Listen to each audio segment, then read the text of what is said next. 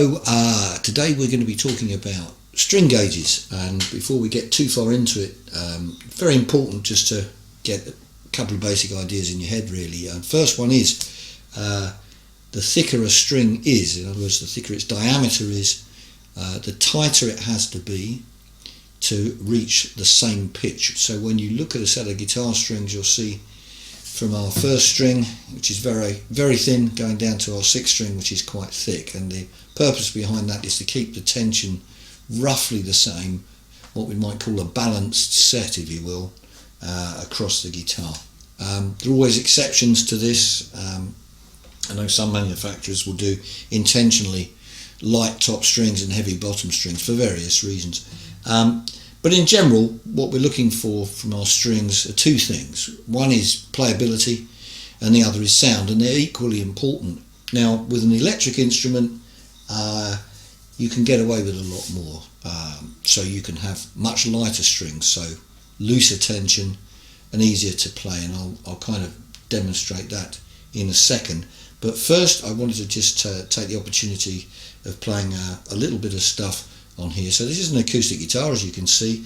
What I've got on here is a set of 11 gauge strings. So that's how it works. The strings take their overall tension from that first string. So that's how you'd say a set of 9s, 10s, 11s, 12s, 14s, whatever.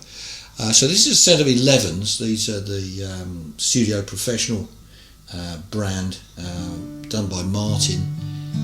They're phosphor bronze as well. They're a nice round sound, and they seem to last very well. Now, one of the things that very few people take into account, if any, but very few, let's say very few, is actually the gauge of plectrum that you use in combination with the gauge of strings that you use. Now, I've got here a roughly, I would say, 1.5 mil plectrum, so that's quite a rigid pick. And when I hit the guitar,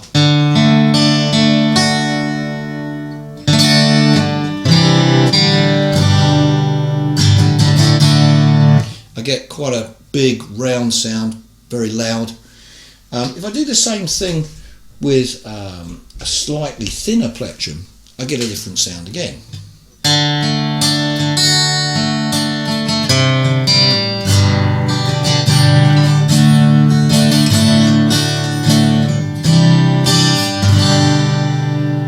Okay, so that's a much thinner plectrum, and even thinner again.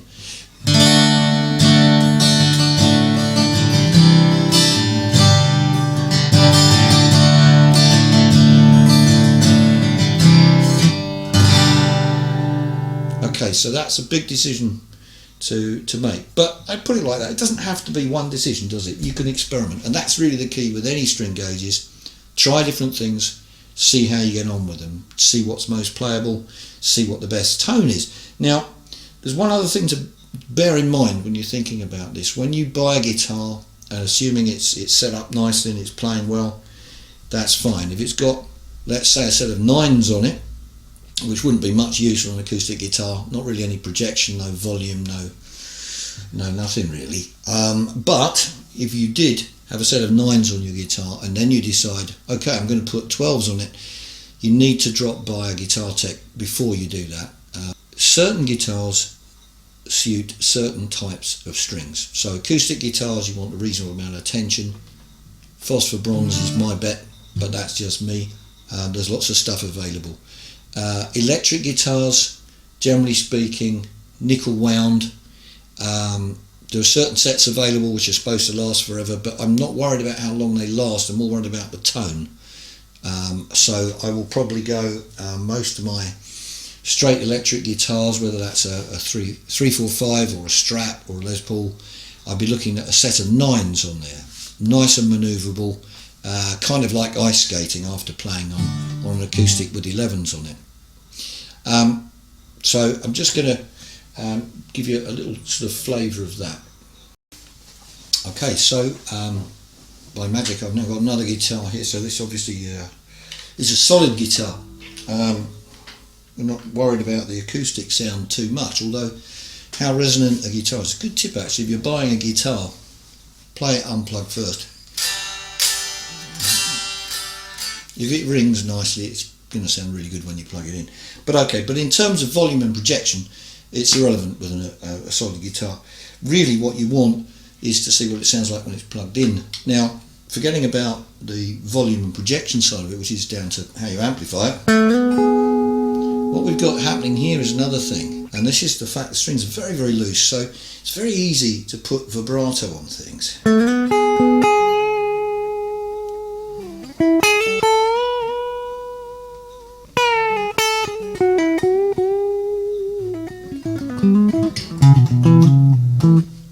Okay, so we can play all sorts of stuff. We get this very liquid sort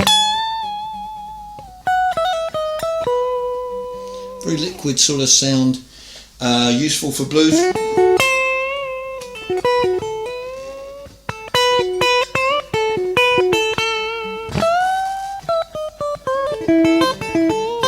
Those sort of phrases are very easy to play because you've got those light strings on there.